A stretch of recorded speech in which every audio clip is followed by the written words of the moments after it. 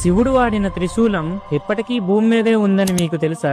జమ్మూ నుండి 120 కిలోమీటర్ల దూరంలో శుద్ధ మహాదేవ అనే ఆలయం ఉంది. ఆ ఆలయ పురాణాల ప్రకారం అక్కడ ఉండే శివలింగాన్ని స్వయంగా పార్వతీదేవి ప్రతిరోజు పూజించేది. అంతేకాదు సుధాంతుడు అనే రాక్షసుడు కూడా అదే శివలింగాన్ని తరచూ వచ్చి పూజించేవాడు. ఒక రోజు పార్వతీదేవి పూజ మధ్యలో ఉన్నప్పుడు అక్కడికి సుధాంతుడు వస్తాడు. స్వయంగా పార్వతీదేవినే చూసేసరికి మాట్లాడదామని చెప్పి దగ్గరకు వెళ్తాడు. పూజలో ఉన్న పార్వతీదేవి కళ్ళు తెరవగా వికృత రూపంలో ఉన్న సుధాతురుని చూసి ఉలిక్కిపడి ఒక్కసారిగా గట్టిగా అరుస్తుంది. పార్వతీమాత అరుపులు విన్న శివుడు ఏదో సమస్య వచ్చింది అనుకుని తన త్రిశూలాన్ని మెరుపు వేగంతో అటువైపు విసురుతాడు. కాని అక్కడ ఉన్నది తన భక్తుడే అని గమనించిన పరమేశ్వరుడు తన త్రిశూలాన్ని వెనక్కి తీసుకోవడానికి ప్రయత్నిస్తాడు. ఇంతలో సుధాతురుడు శివుని చేతిలో చనిపోతే మోక్షం కలుగుతుంది అని త్రిశూలాన్ని వెనక్కి తీసుకోవద్దు అని వేడుకుంటాడు. తన భక్తుడైన సుధాతురుడిని తన చేతులతోనే చంపుకున్నానన్న బాధతో